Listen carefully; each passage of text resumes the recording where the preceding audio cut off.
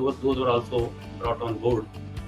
And then there were some hundreds of legal wranglings, legal cases, arbitration cases. Then thereafter, I got so many opportunities and I came out of them with flying colors.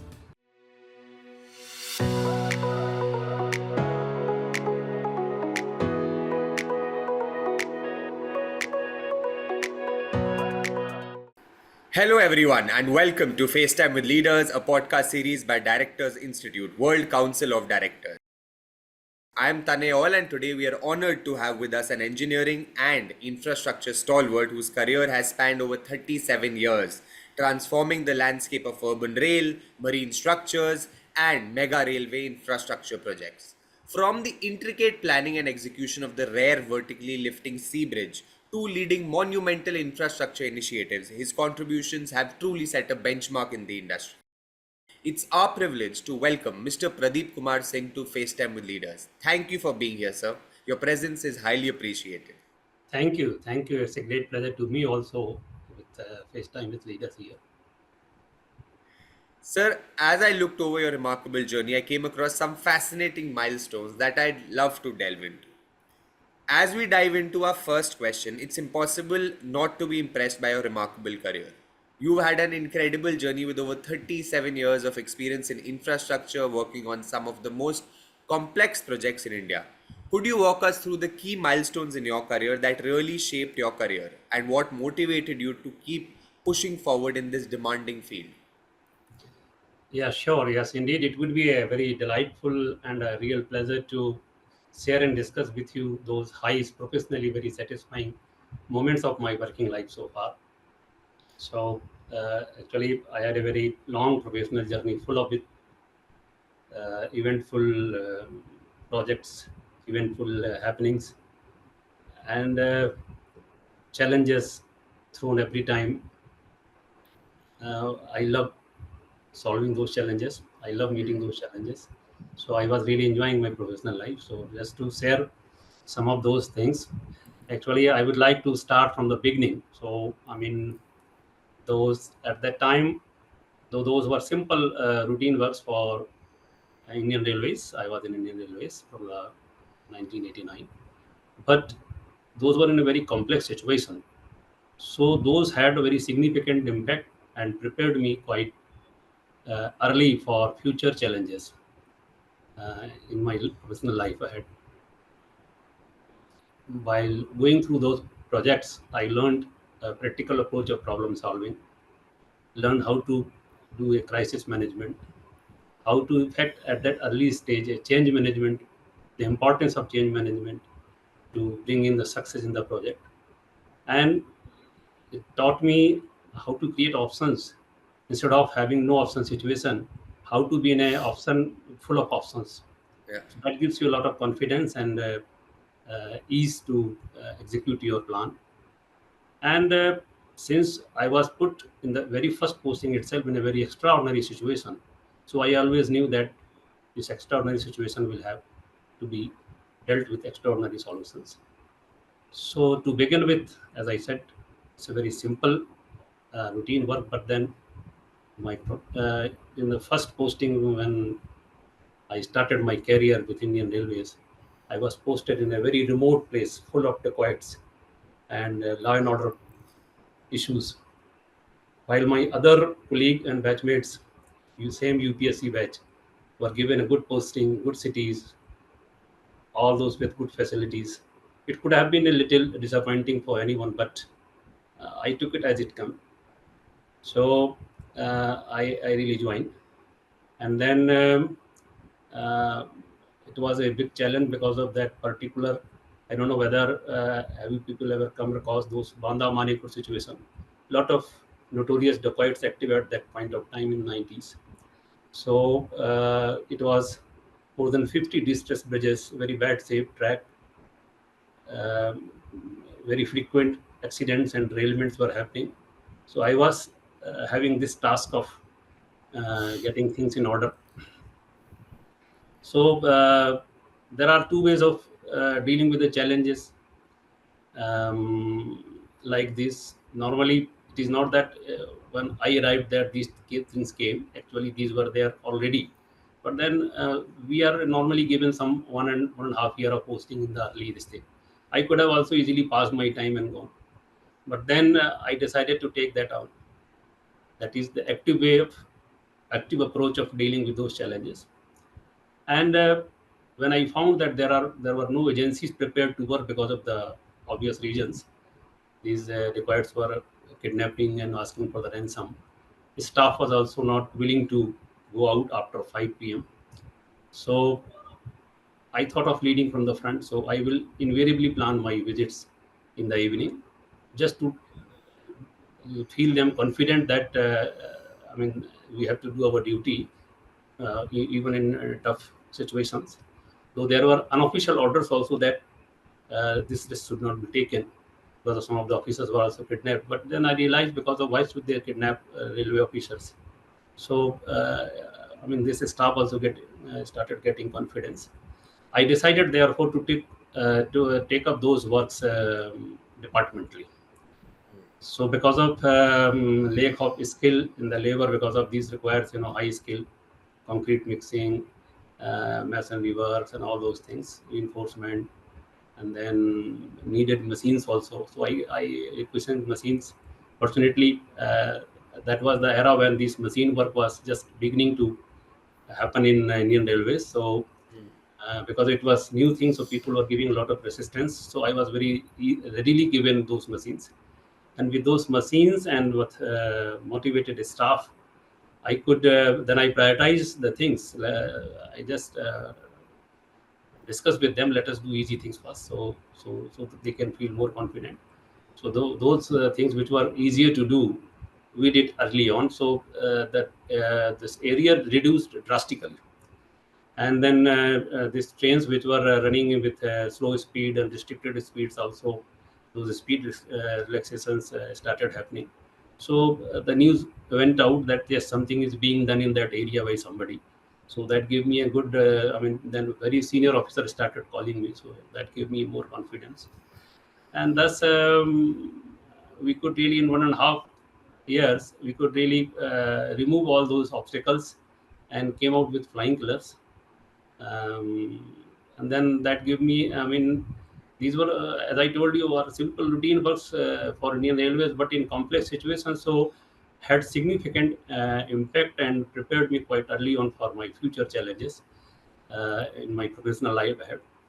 I really learned how to do a practical approach of problem solving.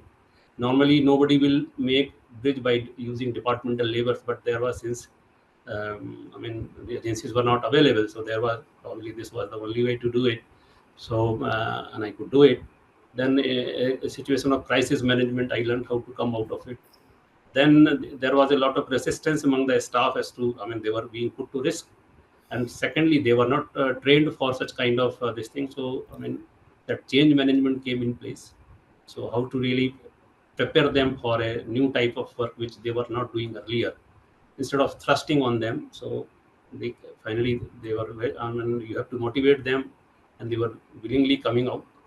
Then I also learned how to create options where, in spite of being in a no option situations.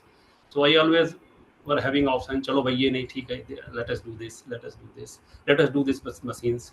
Let us do this manually, like this. So I could really come out of this situation. Had a good name, and then again the next posting after this, I was promoted. Actually, I was promoted well ahead of my time. So and given the same area, because of obvious reasons, because of they thought that I have no problem in dealing with this fight, so they continued with me. So and then I was again promoted to the deputy chief engineer post. Until such time this relaying and all those things were solved. It was very important. It became very important sections from a branch line to now a lot of trains were running because of a lot of capacity was created. So uh, I got reward also for that. My department suitably rewarded me. So that gave me another encouragement to do good and good things in my life ahead. So the next posting when I got as a deputy chief engineer, that also I really I did many projects, but I would like to mention the two of them. Those have had a very significant impact and gave me a good exposure as to how a complex situation can be resolved easily. And one was that a diversion project. A dam was coming up, so the existing track about 66 kilometer. It was a double line, so 66 into 2, they said, was being submerged. So we were supposed to create a new track, and this all started in 1984, and I was there in 1998. So from 1984 to 98, everything was in disarray.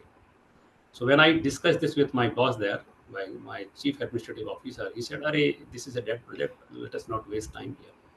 So I said, "Actually, this is very important. The dam is already coming up, and one fine day, we will be in a really challenging situation."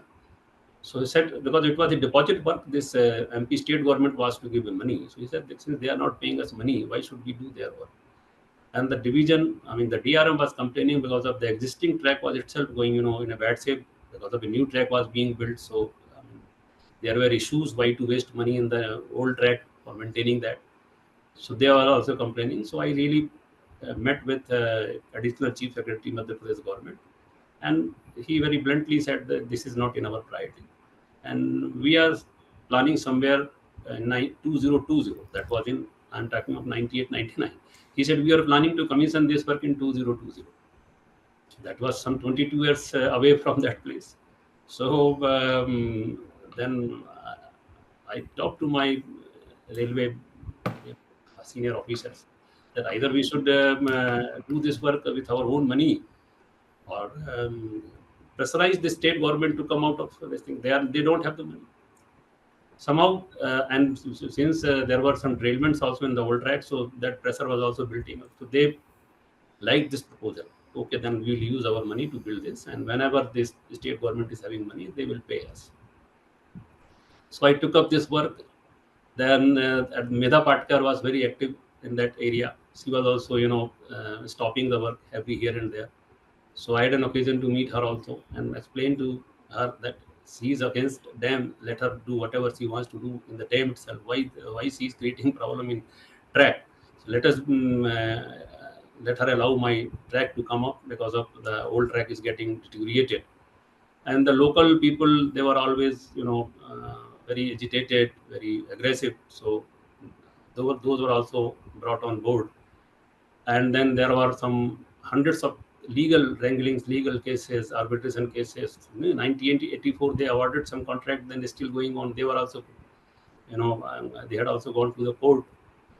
So I took up all those court cases, and in the process, actually, I did my LLB at that point of time only, when these lawyers and even judges also in Aurangabad High Court said that I am presenting my case very well. So why don't you do it? I mean, this can be as a additional this thing. So I did my LLB at that point of time in gold medal. Anyway, so but then these all cases were resolved, and by 2002, just in 3 years of time, we completed entire earthwork, we completed entire bridges, but we left the last mile work because of there was no certainty about the project being commissioned anytime soon.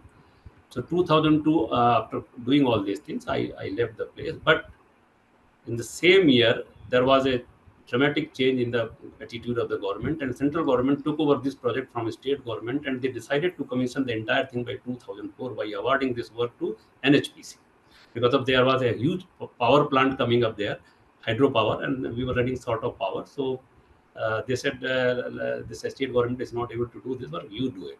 And they with NHPC also is very fast executor. So they set this 2004 with a caveat that railway will not be able to do it, because of they have to lay 66 into 2 kilometer new track for this, and it will take another 6 to 7 years for them to do, even if they do it very speedily. Then my general manager immediately retorted, no, we will do it in just 1 year. So they were really surprised as to, well, how can you do it? Well, you have to pay this money to us. We have already done this work with our money, and we will commission the entire thing in just 1 year. And it was done. 2004, the dam was commissioned, as we all know. Power plant was commissioned, and this track was commissioned. and everybody was, appreciating the stand which I had taken at that point of time. And the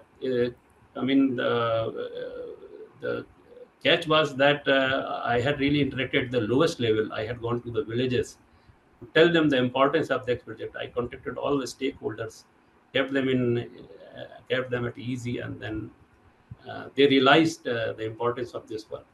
And their problem was that they were not getting money. So I resolved that issue because of land compensation. And normally it is done by the state government. So that was the first time I learned that the major problem in any project execution is the land. So when I resolved this issue, within no times, everybody was agreed. They handed over the land and we executed the work. And this style and this direct approach of dealing with the land acquisition helped me throughout my career. When almost everywhere when there was this issue, I would contact the landowner directly, pay him the compensation, and he will immediately hand over the land. The real problem lies with the compensation part. The next one there was a Panewadi diversion work. Bombay or Savarna traffic was, all the time disrupted because of these four-wheeler wagon. At that time, the petroleum was being transported through four-wheeler wagons. And every now and then, these wagons will trail because of they were unstable vehicle. So they will trail and keep throw the entire suburban traffic in disarray. So a decision was taken by Bharat Petroleum and other oil companies to shift this facility to some other station outside Bombay, so that Bombay can be made free of these four-wheeler wagons, and then we can transport our petroleum from seashore to that place through pipelines, and then from there onwards we can use the railway racks. They selected this Panewadi, is a place called near Manmad. It's again a remote area, and then pipe laying is not a very difficult task, and they were up to their task. They immediately started laying pipeline from these things, and just looking for railway to do this Panewadi terminal work, which they were at a loss as to how to go ahead. They wanted this to be done in 1 year time. So somebody told them about me. So their highest officer at that time, Mr. Joshi, he still knew me. He landed in my office, and that was a small place. He landed in that place by a helicopter. So people were really amazed as to what is happening here. He came and contacted me to tell that this they wanted in 1 year time. So I said, in railway we cannot do like this. I have to get instructions from railway board you will get instructions from railway board. He said, that is my point. Only thing I just wanted to talk to you whether you can do it. I said, once I get a green signal, I can definitely try to do it. And there is one issue normally which hampers the project is the land acquisition.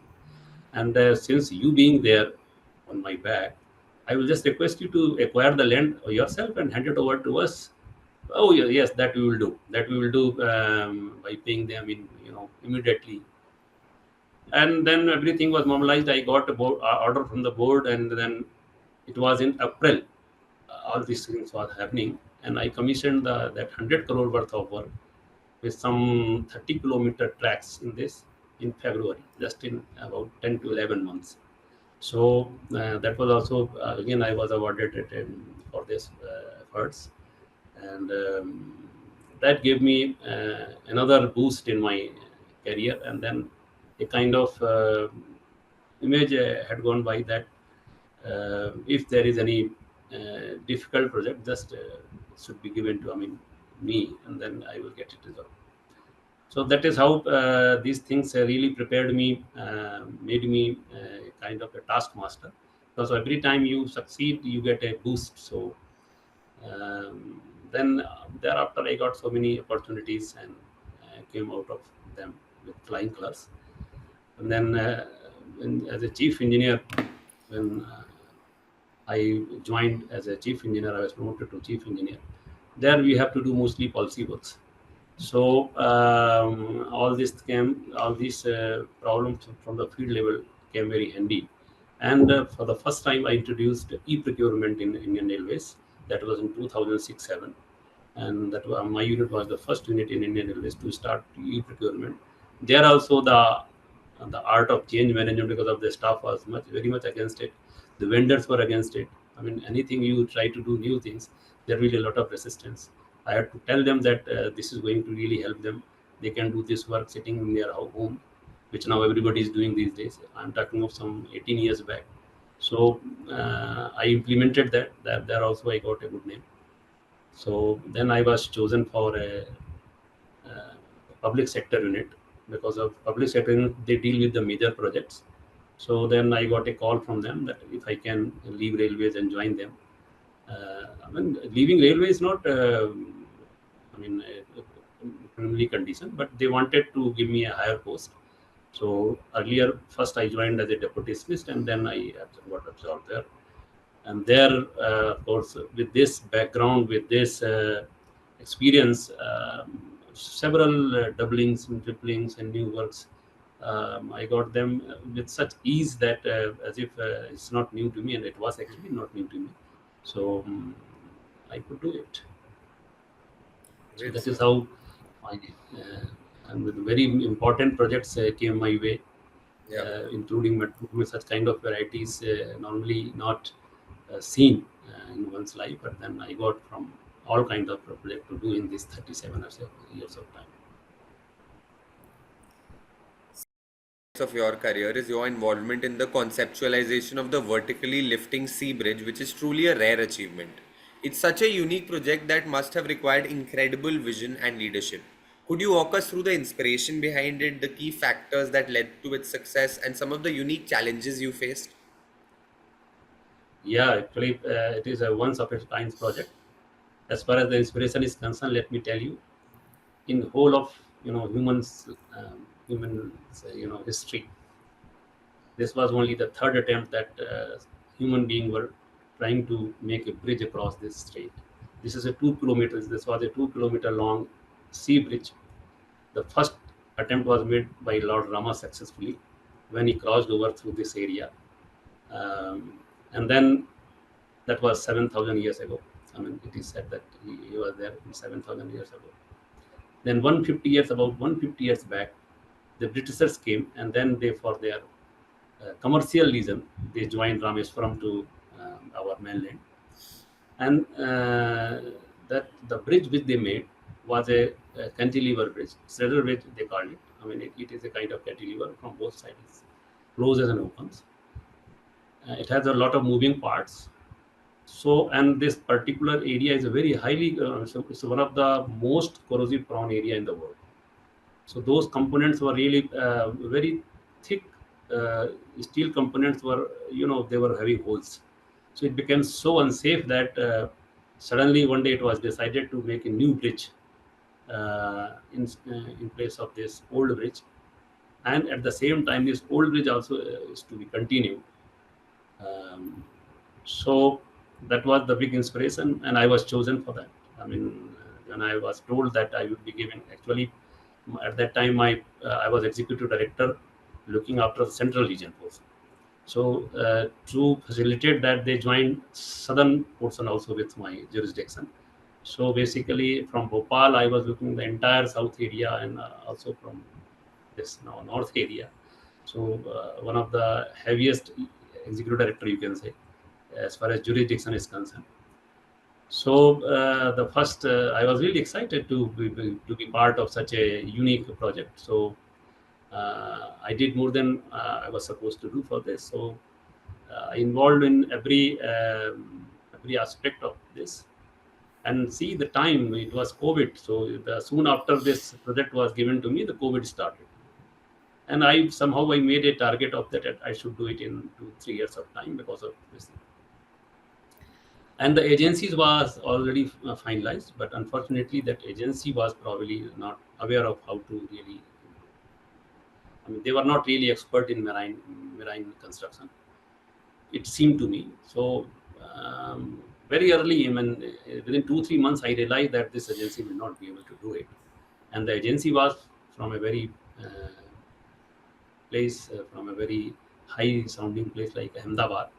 So and people said that they are having a very strong connection, political connection. So yeah, I mean, there is no other option but to go ahead and somehow get this work done. If not in 2 3 years, let it be 4 5 years, but we have to live with this agency. But then when I realized that they will not be able to really do it, and I took a decision that even if I am required to talk to Prime Minister, I will talk. And then I prepared for termination of that contract because I had to do it in 2 years. So that means, and I was myself not very conversant with marine working. I was mostly working in land. My staff was also they were not very this thing. So I had to bring somebody some expert from outside. So and I also knew that this fellow will immediately reach court because of for such kind of during COVID it was being terminated. So he will reach court and citing that this is the reason. So I prepared for that also from since my legal background, I was knowing what to do. So I terminated that contract, and within 15 days, normally such kind of contract are finalized in some at least 3 to 4 months. It takes 3 to 4 months, but I finalized that in 15 days. I found an agency, gave them the work, but in the meantime, I got a stay from Chennai High Court, Madras High Court, in the garden. So I traveled via road from Bhopal to Chennai and appeared myself before the court and convinced them that what if there is some merit in the case, let it be decided separately, but let me go ahead with my plan to work for this work. And I am ready with the new contract, so it will be a kind of typical situation because the contract has already been kind of awarded. So when court heard this, they immediately vacated the stay. And then actually, the honorable judges said that if you can wait for 2 days, I will decide the entire petition in finality. So I said, okay, let me try my luck. What you say after 2 days? And after 2 days, they dismissed that petition of um, against my termination, against the termination.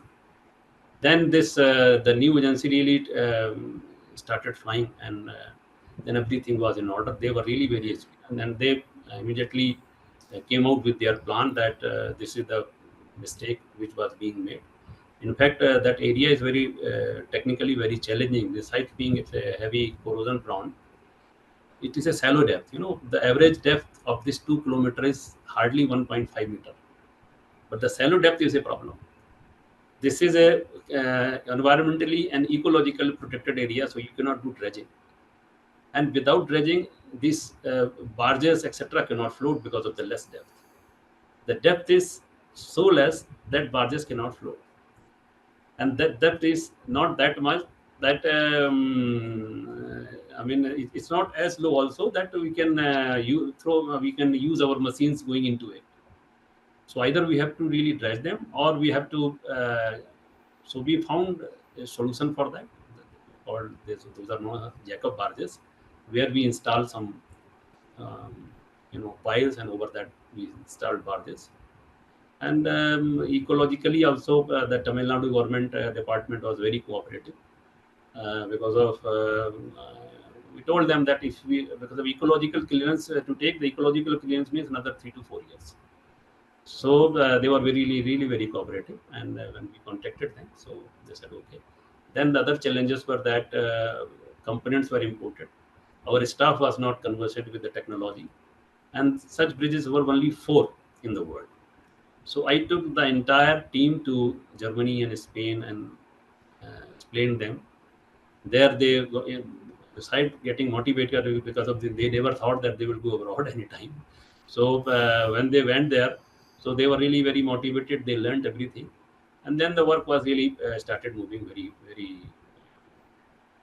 it's a very big speed, and now it is commissioned. We are waiting. I mean, they are just waiting for Prime Minister to give the date. It will be commissioned very soon. That's truly very impressive, sir. I mean, it's clear that you've never shied away from complex challenges. What's even more remarkable is how your expertise spans across such diverse areas: urban rail, metros, and marine projects. Each of these fields requires a unique skill set and approach, yet you've navigated them all with such ease. Could you share, sir, what initially sparked your interest in venturing into these domains, and how did you transition so effortlessly between them?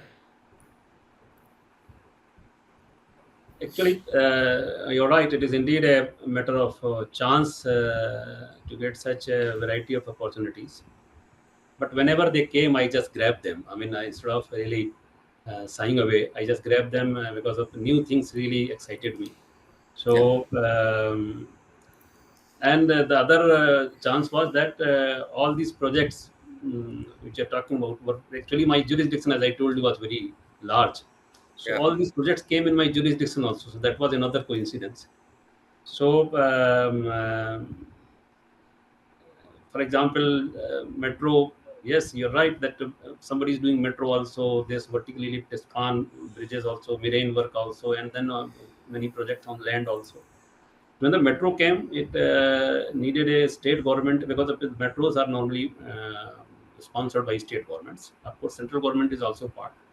So, since it was a case of Indore and Bhopal metro, and I was stationed at this place only, so even state government also wanted that this should be done by me, and because of I had a kind of, for example, this must be one of the fastest metro to have been done in 2 years of time.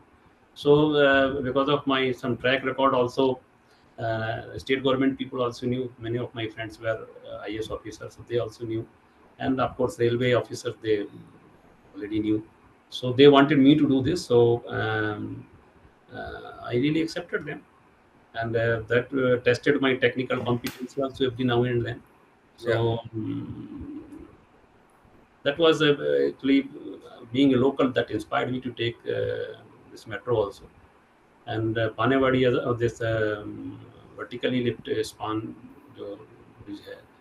This is in Pamban. That I told you was a really unique opportunity, so I had to do it.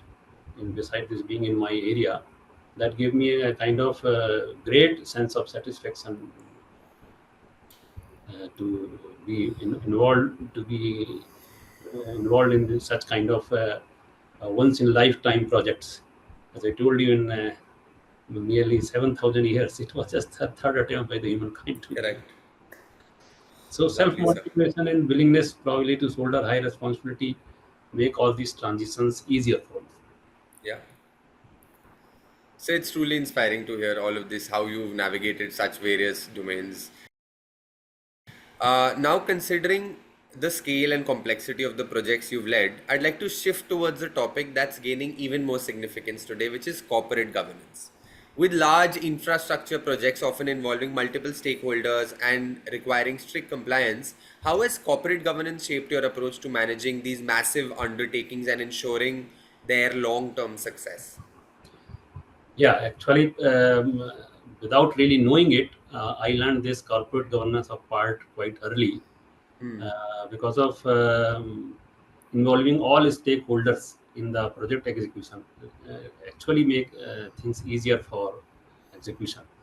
So I never really exercised my authority to do it. In fact, I always pretended as an ignorant person, and then allowed stakeholders to take the lead. So and then listen to their problems, Yeah, and then addressing, and then establishing the high standard of integrity in my working. So all these things, as they call it, this social considerations, environmental considerations, and the governance issues, they came automatically without actually. It is these days they are talking of all these things, but I am talking of some 20 years back. These things automatically came to me, maybe with the inspiration of God, and because of I got success in one project, that encouraged me to apply the same technique in other projects also. So the corporate governance is very important. That makes your things very easy, yeah, and it gives you a tremendous satisfaction also. For example, in Pamban also, uh, there was a serious environment issues and ecological issues. So ignoring those could not have been a good idea, and probably then it would have been a great resistance also. Many of the good companies are not able to work in Tamil Nadu for the same reason because of they are ignoring the this ESG part in their work. yes. That is how. A lovely take on it, sir. Sir, as someone who's been at the forefront of some of the most innovative infrastructure projects, you've undoubtedly seen the industry evolve in a number of ways. Looking ahead, what emerging trends in infrastructure, particularly urban rail and large scale developments, do you find most exciting? And as the industry continues to advance, sir, is there any advice you will give to all the young people who are looking at this profession, this field? See, actually, we are right now more focused on transport infrastructure projects. It will be any infrastructure projects. The fact is Hmm. this, that because of the poor infrastructure in our country, in spite having all good things, all favorable things, we are losing a competitive advantage. We are losing a competitive edge. That is making our export costlier, import costlier, everything. So everything boils down to having a good infrastructure. Yeah. It is good that these days government is focusing a lot, and this is going to be the biggest of all stories in our country to uh, for the infrastructure projects. So, to have an environment friendly and efficient urban rail transport is must because of the kind of population which we have and the kind of distances which we have. Just to give you a perspective, the Paris, I will compare the Paris, and I was dealing with since Bhopal Metro also, Indore Metro also. So just to give you a perspective, the Paris Metro started some more than 100 years back, precisely 125 years back. Bhopal is twice as much as Paris. It is twice in area geographically. Hmm. Population wise, if you take suburban everything, population wise, Paris and Bhopal are same. Bhopal is still not having the urban metro system, and whereas the distances are more, as I told you, geographical area is more than Paris. Correct. Paris started their metro in 125 years back. 125 years back. So we are already lagging behind. What I'm trying to say is we are already lagging behind in these infrastructure projects. And these are the futures. And with this kind of infrastructure required in a very short span of time, Yeah. there cannot be any bigger opportunity for investors than to have them involved in the infrastructure work. Yeah. There is a very big opportunity in terms of jobs, in terms of business, consultancies, because of huge infrastructure spending is waiting to come in. 100%. So that is how And it really is going to be the happening things yeah, in future. next 50 years, I think it is a major part where Yes, money yes. will be invested and India is changing, sir. Sir, as we approach the final segment of our conversation, it's clear that your extensive career in infrastructure has been marked by leadership, innovation, and an ability to navigate complex challenges. Throughout this journey, you've embraced learning and development, including your experience with us, the Directors Institute.